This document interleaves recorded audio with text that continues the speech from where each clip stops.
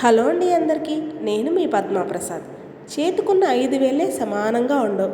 అలాంటిది ఒక తల్లి కడుపున పుట్టిన పిల్లలందరూ ఒకేలాగా పుట్టాలి, ఒకేలాగా పెరగాలి, ఒకేలాగా ఆలోచించాలంటే ఎలా ఉంటారండి చెప్పండి? నాకు తెలియక అడుగుతున్నాను. అలా అని మన పిల్లలే కదా, మన తోడబుట్టిన వాళ్ళే కదా అని అన్నీ మీద వేసుకున్నామా లాస్ట్కి శుభ్రంగా ఇరికించి పడేస్తారండి.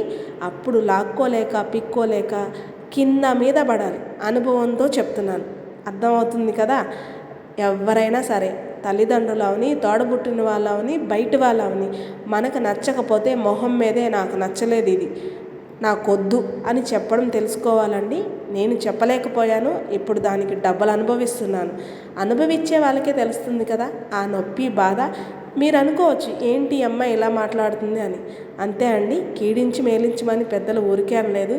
మన వాళ్ళవని బయట వాళ్ళవని ఆలోచించి మాట్లాడదాం.